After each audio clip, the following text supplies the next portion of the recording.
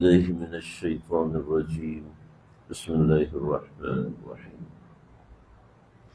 إنا فتحنا لك فتحا مبينا ليغفر لك الله ما تقدم من ذنبك وما تأخر ويتم نعمته عليك ويهديك الصراط المستقيم. سورہ فتح 26ویں پارے کی یہ ترتیب کے اعتبار سے 48 نمبر صورت ہے، لیکن نزول کے اعتبار سے یہ 111ویں نمبر پہ نازل ہوئی۔ مدنی صورت ہے، اور اس سورہ میں جن واقعات کی طرف اشارہ کیا جاتا ہے وہ فتح مبین سے ہے۔ 4 قسم کی فتوحات اس سورہ میں اللہ نے ذکر فرمائی،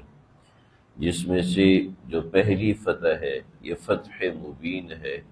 یہ فتح دلیلی ہے، یعنی وہ فتح ہے جو اللہ نے عالم اسلام کو عالم کفر پر دی ہوئی ہے کہ عالم کفر کے پاس کوئی دلیل نہیں، کسی قسم کی کوئی دلیل نہیں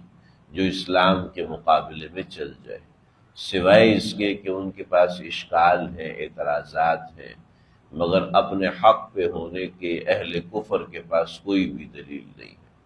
اور اہل اسلام کے پاس اپنے حق پہ ہونے کے لیے دلائل و براہین ہیں، جس سے کائنات بھری ہوئی ہے، جس کے اندر واقعات، مشاہدات اور اس نوعیت کی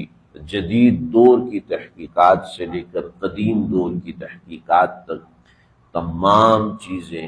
اسلام کے فتح مبین کے اوپر دلالت کرتی ہے۔ مگر قصہ اس کا یہ ہوا تھا کہ نبی علیہ السلام روزانہ صبح اٹھتے اور فجر کی نماز کے بعد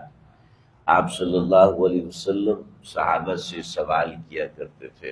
هل رأى منکم احد رؤیتا اللیلۃ البارحہ، آج کی رات میں تم میں سے کسی نے کوئی خواب دیکھا ہے؟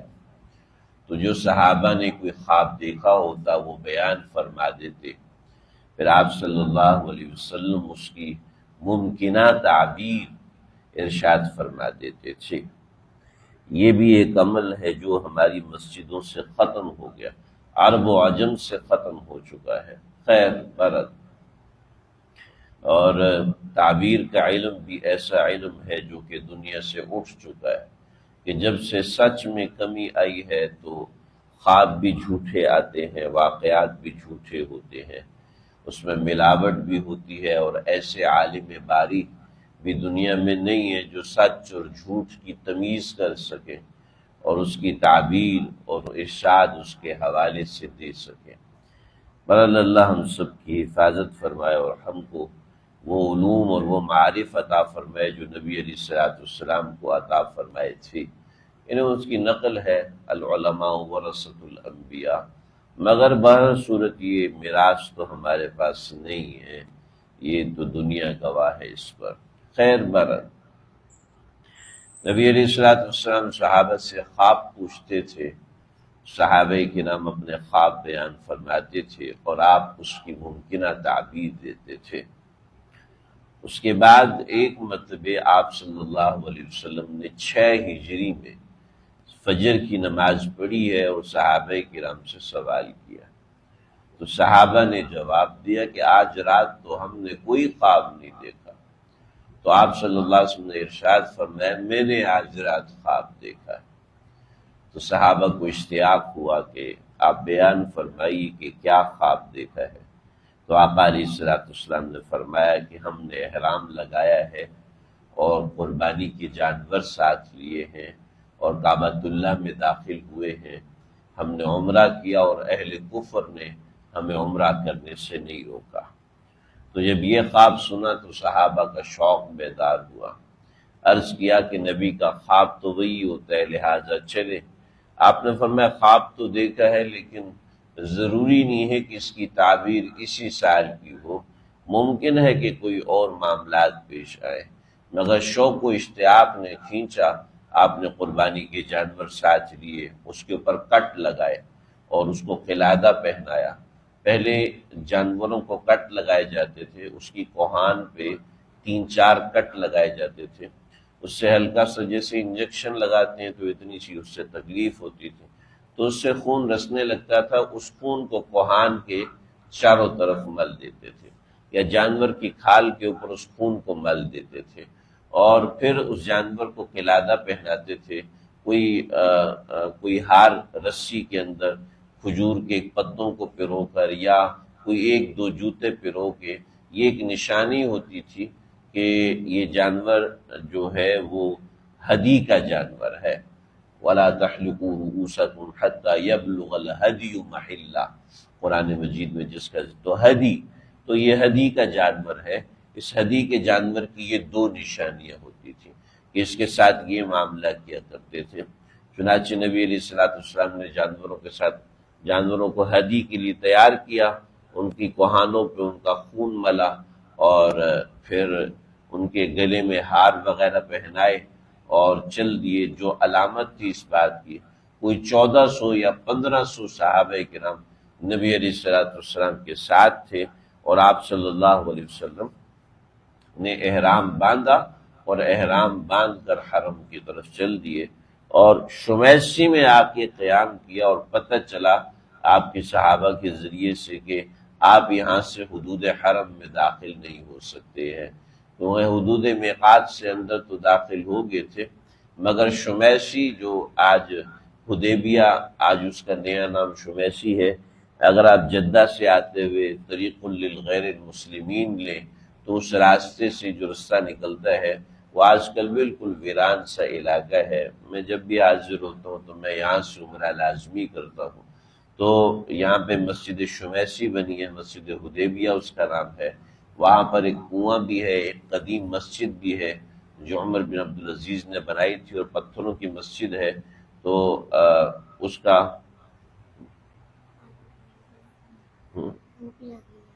کھلاتا ہوں۔ تو وہاں سے شمیسی نبی علیہ السلام وہاں پر قیام کیا۔ پھر ایک لمبا واقعہ پیش آیا، حضرت عثمان کو بھیجا، سب سے پہلے حضرت عمر کا انتخاب ہوا، پھر حضرت عمر نے کہا کہ وہاں اگر کوئی بات ہوگی تو میں تو جلالی آدمی ہوں، برداشت نہیں ہوتا، میں نے اگر کسی کو تھپڑ وپڑ مار دیا تو تلواریں چل جائیں گی، مسئلہ ہو جائے گا، تو آپ عثمان کو بھیجیے۔ اس کی بنیادی وجہ یہ ہے کہ حضرت عثمان ایسے شخص ہیں کہ جن کا پورا خاندان مکے میں موجود ہے، تو جب بھی اگر کوئی ان کی طرف میلی آنکھ سے دیکھے گا تو ان کا خاندان ان کی فکر کرے گا، قدر کرے گا۔ چنانچہ حضرت عثمان رضی اللہ عنہ کو بھیجا، خبر آ گئی کہ حضرت عثمان کو شہید کر دیا، حالانکہ وہ غلط خبر تھی، لیکن نبی علیہ السلام نے صحابہ کرام سے بیعت لی، اس کو بیعت رضوان کہتے ہیں۔ پھر بعد میں پتہ چلا کہ جو خبر تھی وہ غلط تھی، چنانچہ نبی علیہ السلام کے پاس عمرو بن سہیل، پہلے بھی لوگ آئے، پھر عمرو بن سہیل آئے، معاہدہ ہوا، معاہدہ ہونے کے بعد نبی علیہ السلام نے ہدی کے جانوروں کو ذبح کیا، اور پھر حدود حرم میں لے جا کے جانوروں کو ذبح کیا، اور پھر اس کے بعد سر منڈایا، اور صحابہ کرام کو یہاں سے واپس بھیجا۔ پھر جب آپ صلی اللہ علیہ وسلم عمرۃ القضاء کے لیے تشریف لائے، پھر فتح مکہ کے لیے تشریف لائے، اس کے بعد یہ آیات آپ صلی اللہ علیہ وسلم نے فتح مکہ کی طرف آتے وقت ان آیات کو پڑھا کہ انا فتحنا لک فتحا مبینا، کہ اگرچہ وہ جو شرائط رکھی گئی تھیں وہ مسلمانوں کے دباؤ کو دکھا رہی تھی کہ مسلمان بڑے مجبور ہیں، بڑے مقصور ہیں کہ وہ اس طرح کی سخت قسم کی شرائط کو مان رہے ہیں، جبکہ اہل کفر تو اوپر چڑھ کے شرائط پوری کروا رہے ہیں، حالانکہ وہ شرائط جو اہل کفر کے حق میں تھی، 1 سال بعد آ کے انہوں نے ہاتھ جوڑے اور ہاتھ جوڑ کر ان شرائط کو ہٹایا۔ قصہ مختصر کہ وہ فتح مسلمانوں کی فتح عظیم تھی۔ اس کا اندازہ آپ اسٹیٹکس سے لگائیں گے، وہ ایسے کہ صلح حدیبیہ تک مسلمانوں کی تعداد تقریباً 2000 سے 3000 تھی۔ صلح حدیبیہ تک مسلمانوں کی تعداد 2000 سے 3000 تھی۔ مسلمان کچھ بھی کرتے تھے، اہل مکہ درمیان میں آ جاتے تھے، اور ہر سال تقریباً کوئی جنگ، کوئی جھڑپ یا اس نوعیت کی چیز ہوتی تھی، جس سے مسلمانوں کی ساری توجہ اہل کفر کی طرف، مشرکین مکہ کی طرف لگی ہوئی تھی۔ ایک چھوٹی سی 4-5 ہزار کی تعداد کے لوگوں کے ساتھ مسلمانوں کی توجہ تھی، لیکن جب صلح حدیبیہ ہوا تو ایک باب بند ہو گیا۔ تو یہودیوں کے ساتھ مسلمانوں کو، جو اندر منافقین تھے، ان سے مسلمانوں کو نپٹنے کا موقع ملا۔ غزوہ خیبر ہوا، خیبر کی فتوحات ہوئی، اور اس کے بعد آپ صلی اللہ علیہ وسلم نے شاہان سلطنت کو خط لکھے اور انہوں نے اسلام قبول کیا۔ تو صرف آگے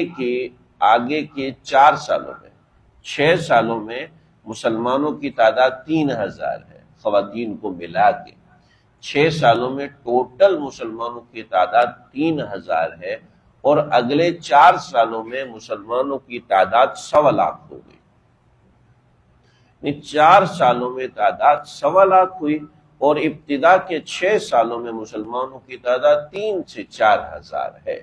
تو یہ فتح مبین تھا، یہ صلح حدیبیہ۔ تو صلح حدیبیہ میں اگرچہ مسلمانوں کی شرائط بڑی دباؤ میں تھی، تو اس وجہ سے اس مقام اور اس واقعے کے تذکرے میں جو سورہ نازل ہوئی ہے، اس کو سورۃ الفتح کہتے ہیں۔ اکابرین کا بڑا مجرب ہے یہ سورت، کہ اس سورت کو انسان اگر عشاء کے بعد، عشاء کی نماز کے بعد، رات سونے سے پہلے اگر 4 رکعت ایسے پڑھے کہ پہلی رکعت میں پہلا رکوع، دوسری رکعت میں دوسرا رکوع، تیسری رکعت میں تیسرا رکوع، چوتھی رکعت میں چوتھا رکوع، تو اللہ اس کی ہر جائز حاجت پوری فرمائیں گے، ہر پریشانی سے اس کو تکلیف میں سے راستہ کھلوائیں گے۔ اس کے لیے ضروری ہے کہ اس کو یاد کیا جائے، زبانی یاد کیا جائے کہ بڑی ایسی صورت ہے۔ اگرچہ یہ 4 رکعت پڑھنا یہ انسان کے اوپر دباؤ ڈالتا ہے، جیسا کہ ہمارے اکابرین کا بڑا مجرب ہے، یہ 4 رکعت پڑھنا آہستہ آہستہ ابتدا میں آسان ہوتا ہے، پھر آہستہ آہستہ یہ پریشر بناتی ہے، مشکل ہوتا ہے، مگر انسان کو اللہ تعالیٰ ایسی اندر قوت عطا فرماتے ہیں کہ انسان کو اللہ تعالیٰ معاملات میں، تعلقات میں، حالات میں غلبہ نصیب فرماتے ہیں۔ لیکن بہرحال یہ ایک مجرب ہے، ایک مجرب عمل ہے۔ فتح مبین 4 قسم کی فتوحات کا ذکر ہے۔ انسان کی زندگی کے چاروں طرف 4 قسم کے احوال ہوتے ہیں، ان چاروں قسم کی فتوحات اللہ اس صورت کی برکت سے نصیب فرماتے ہیں۔ چنانچہ اس کی ابتدا بھی اسی لفظ سے انا فتحنا لک فتحا مبینا، ہم نے آپ کو فتح عطا فرمائی، جو کہ فتح واضح فتح تھی۔ ایک تو جو مسلمانوں کی تعداد اکاؤنٹیبلٹی کے حساب سے دیکھا جائے، اکاؤنٹس کے حساب سے دیکھا جائے، تعداد کے حساب سے مسلمانوں کی تعداد